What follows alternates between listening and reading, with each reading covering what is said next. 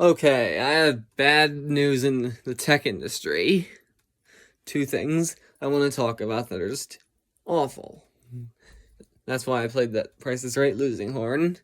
Anyway, the first thing is about Rocket Lake. Rocket Lake is just a big disappointment. You'd think that with smaller transistors, with the Willow Cove variant Cypress Cove, you would think that they can increase the amount of cores. Well, no. Apparently they can't for some reason. I think it's because the amount of space they still have is too small. They have to bring it back to 8 cores. They're going backwards. Another thing I'll talk about later is backwards tech news is the Ryzen Threadripper 5000. They're going back to 16 cores from 64. Unbelievable! So, Rocket Lake, with some performance gains, is just not going to be enough only having 8 cores. And the i9s are going to be worthless because the i7s are just as good, because they're the same specs, almost. And they're much cheaper, so nobody's going to be buying the i9s. They're just going to be buying the 10700K, not the 10900K. No, the 11700K instead of the 11900K. Or the, as I like to call it, the B700K instead of the B900K. If anybody knowing hexadecimal. But Intel is just pathetic. I mean, even Alder Lake is not going to be doing so well because half of the cores that are being used are small cores. If they had just come up with a 16-core processor that's all big cores, then it would be good. I'm not a fan of this fusion style thing where you're doing similar to Lakefield, where you're doing big and small together. It's just not right. And I think that they're also being pathetic on launching the lower end CPUs.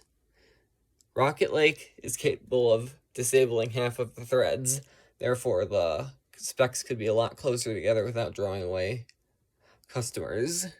So instead of making the Core i9s and the Core i7s 8-core 16-thread, the Core i5s 6-core 12-thread, and then the i3's 4-core 8 threads, and then the Pentium's still being that useless dual-core variant with the Celerons being unusable. Yes, I know the budget CPUs run at high clocks, but still doesn't make up for the fact that dual cores can do nothing today. I think that they should have, since there's Comet Lake refresh, they should have done 8-core 12-thread to differ from the i9, from the i7. The i5 would remain the same. The i3 would be 6-core 12-thread Comet Lake. The Pentium would be 6-core 9-thread Comet Lake refresh. Yeah, Comet Lake refresh for the i3 too. And then the Celeron would be 4-core 8-thread Comet Lake refresh. That would have made a lot more sense and given Intel an edge.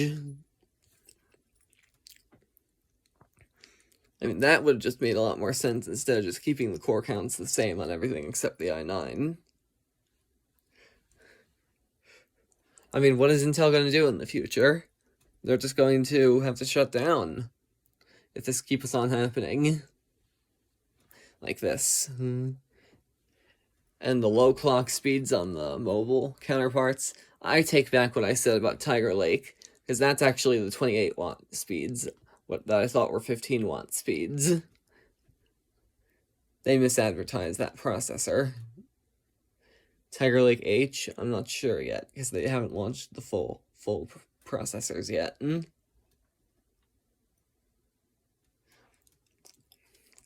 But Threadripper, then, on the other hand, still good, because we have the 64-core, 128-thread 3990X, which is an amazing processor. It's just going to tear away people are just going to want to buy the old processor over the new one, because the new one's only 16 cores.